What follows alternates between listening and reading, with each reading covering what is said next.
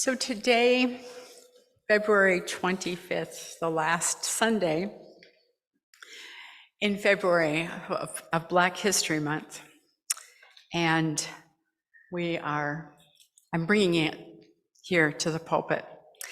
And don't want to make excuses, but it's what I meant about the interim ministry, is that there is a little bit different focus of things that we work together on, and I'm here for a short time, and I'm thinking we should have been singing these hymns throughout all of this month, right?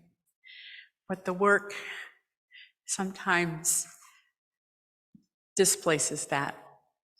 So it's okay, that happens, but it's also a good reminder of sometimes needing to be mindful and slowing down.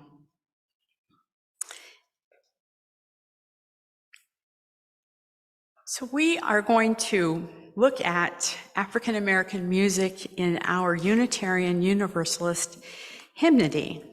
Now, it's mostly in this volume right here, the Singing the Living Tradition.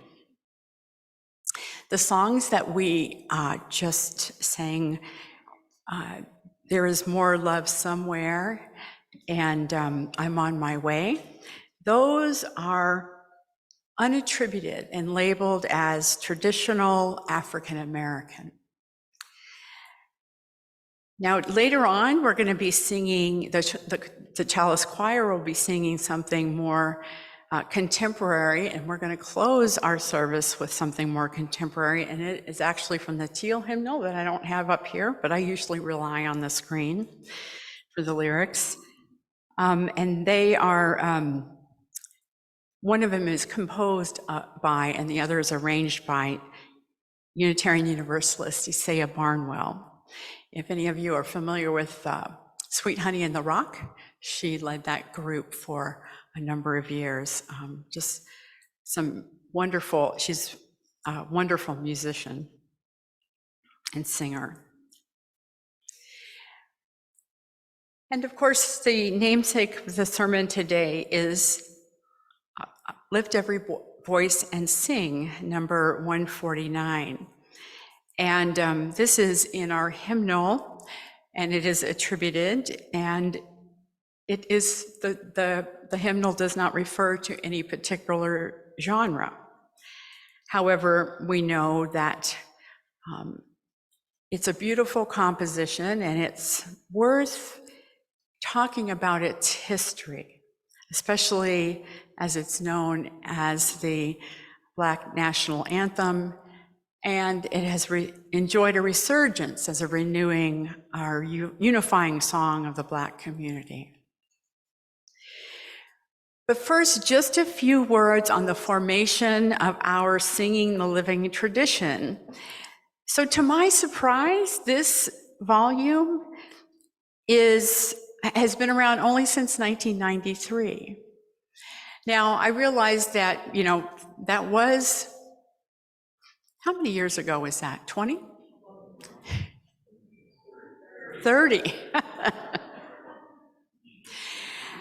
30 wasn't that long ago, was it? 30 years ago? However, it feels new to me. And Jason Shelton, he is a former Unitarian Universalist minister, and for a long time he led our music in our association, the Music Ministers Association. He researched the content of the Singing the Living tradition and said this, that it builds on the best of traditions of previous hymn books. It's conscious of language issues and makes bold steps toward the exploration of words and music of cultures not generally associated with the movement. The Singing the Living Tradition, SLT for short, was the first standard denominational hymn book that includes songs from Unitarians in Eastern Europe, spirituals from the African American tradition, folk and popular songs, and music of major non-Christian religious traditions, and chants and rounds gathered from various traditions of the world. Now, he went on to say that this diversity was intentional, and it was influenced by the 7 principles and 6 sources of our religious wisdom, sacred texts, and practices and philosophies. So those 7 principles and 6 sources were adopted in 1986. And we know that if you look at the teal hymnal, which is a supplement to the gray hymnal, that intention of providing hymns of diverse religious, cultural, and various genre of music, popular music, is included in the teal hymnal. There are 25 hymns in the SLT attributed as African American spirituals, mostly from the period of 1750 to 1875.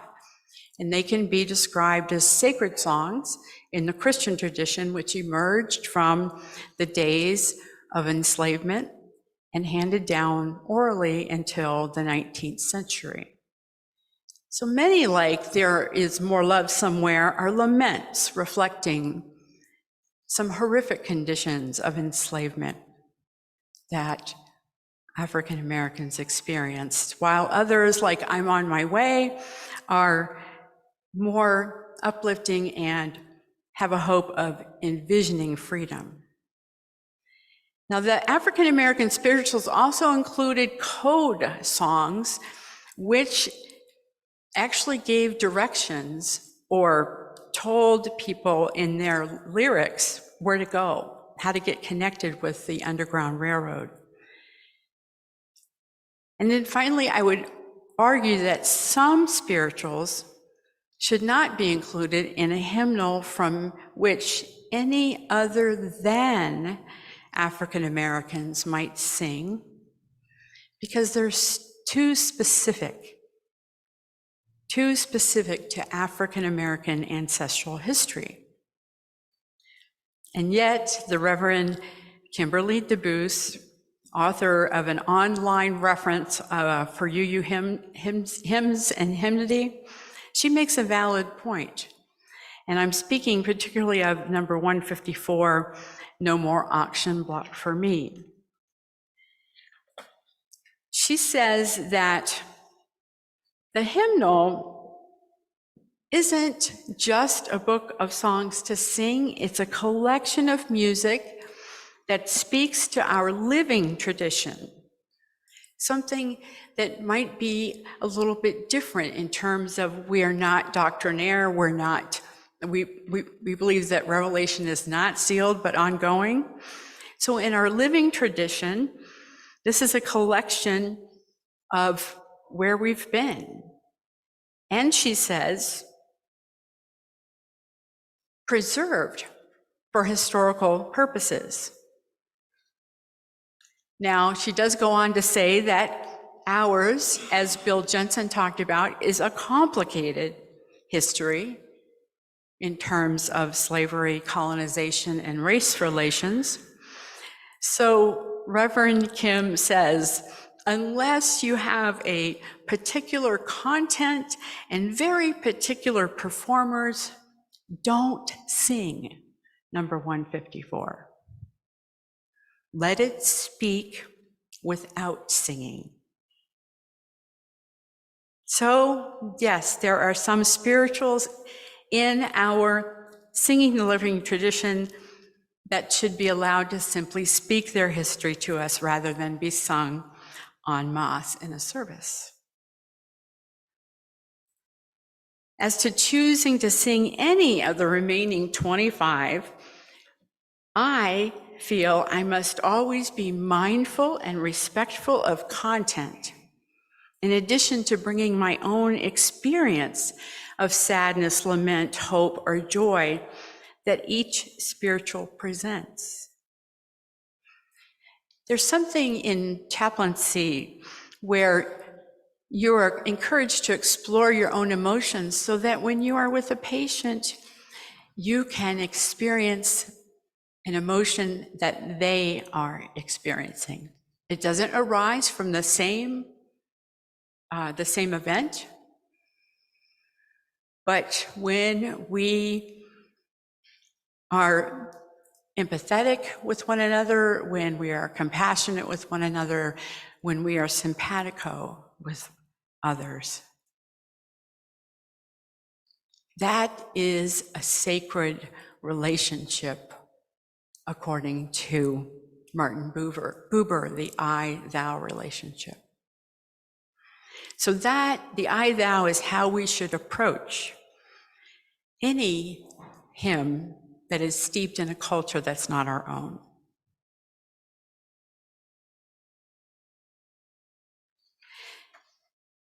So let me now bring us back to hymn number 149, Lift Every Voice and Sing. The backdrop of the history of this song, which was composed by brothers James Weldon Johnson and J. Rosamond Johnson in the year 1900. I take this history from Imani Perry's book on the subject, May We Forever Stand. Imani Perry, by the way, was the Ware lecturer last year at General Assembly. She's a Harvard scholar. The Johnson brothers were born, James Weldon in 1871 and J. Rosamond in 73. They were born to James Johnson, of a Richmond, Virginia freedman, and Helen DeLay Johnson, a Bahamian singer who had migrated to New York. And in the early to mid 1860s, James and Helen relocated to Jacksonville, Florida, because for one, it had a public school system, and for the other was a less hostile environment than other southern states for Black citizens in the early years of Reconstruction. The population in Jacksonville in the 1860s was almost 50-50. In 1868, the Education Society was established by Black Jacksonville residents, and with assistance from the Freedmen's Bureau, a school was built, and Helen became its first Black public school teacher in the city. Helen was James and J. Rosamond's first teacher as well, and the family enjoyed a comfortable life of relative privilege. James went to high school. There was no high school for him for African American youth. So he went to high school and college at Atlanta University, and J. Rosamond studied music in New England and London.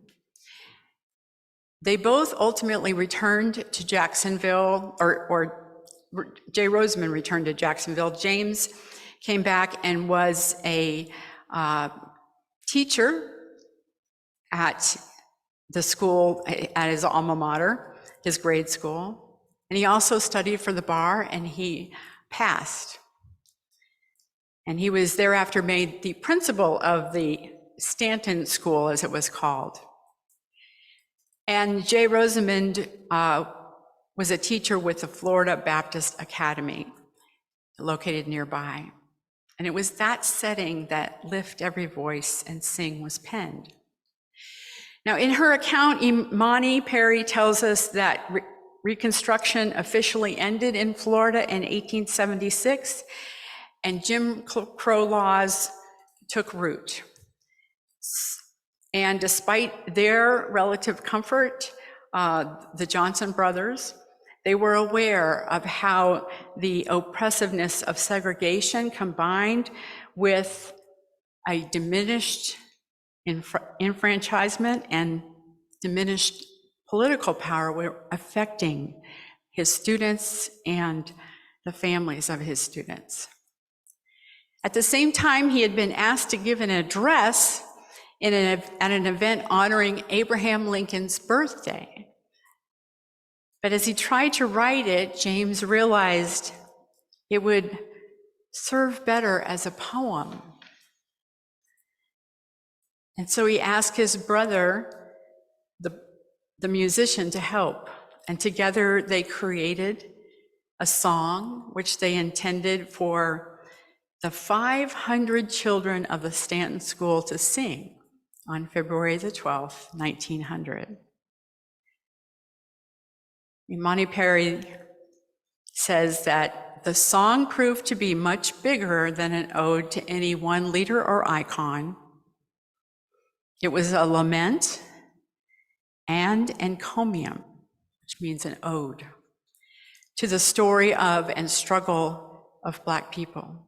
The Johnsons at once wrote Black history and wrote Black people into the traditions of formal Western music with their noble song. The school children kept singing it. They kept singing it. And in wider spheres of community, African American community, in schools, churches, ceremonies, through years of oppressive living in the Jim Crow South, they sang that song. And in 1919, the NAACP recognized it as the Negro National Anthem. And the next year, James Weldon Johnson was named Executive Secretary of the organization. And today, he is the namesake of Emory University's Institute for the Study of Race and Difference.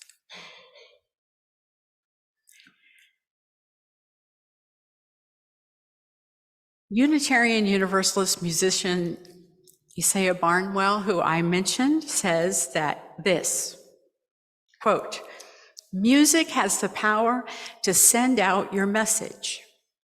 It can be your shield and your sword.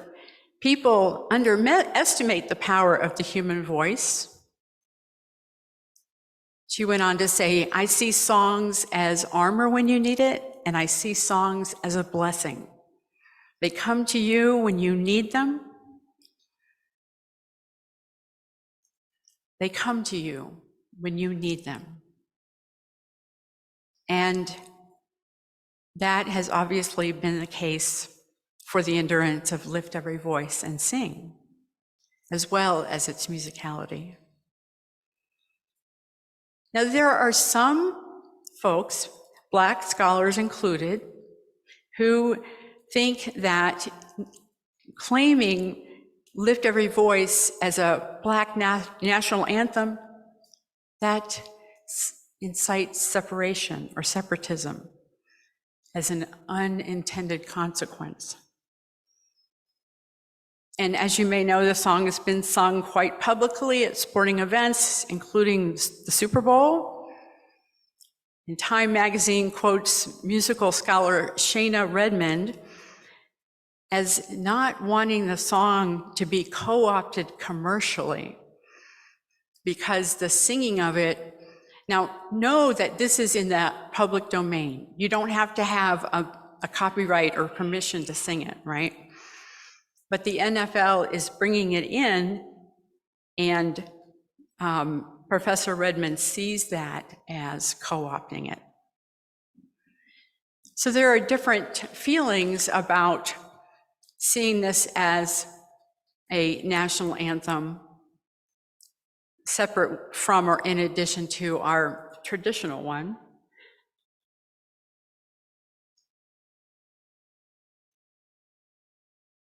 But I think that And I did almost not put it in as a hymn we would sing. But thanks to my thoughtful, our thoughtful worship team, we talked about it. And I came around to realizing that, as I said earlier, when we bring in our own moments of struggle and hopelessness to mind and heart and let the song's message of hope inspire us to hang on, to be grateful that we made it through whatever we are struggling with, because we all struggle. We all have a story. If we can bring that to this song, I believe that we can honor it this hour. So as we prepare to sing hymn number 149, Lift Every Voice and Sing, let me say that this hymn is included in a collection in your Singing the Living Tradition called Freedom Songs, numbers 148 through 156. I just want to leave you with the idea that the word freedom comes from the Indo-European root, which means love or beloved.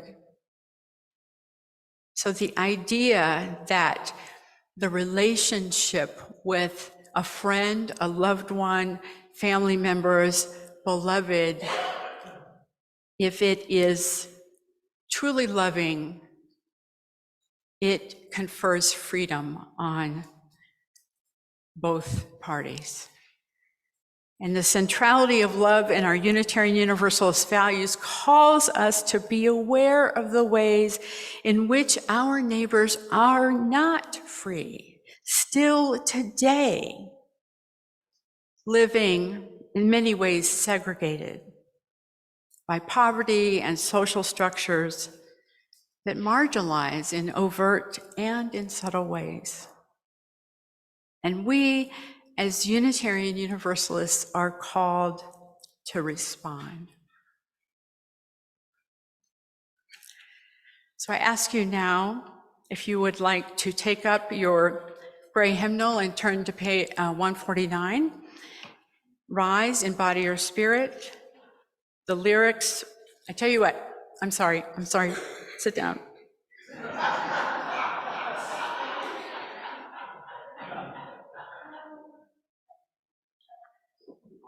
Well, I'm telling you, it's been a week of a lot of work and activities, and I'm just gonna go ahead and admit I'm a little bit frazzled, but like I said, happy to be here with you all.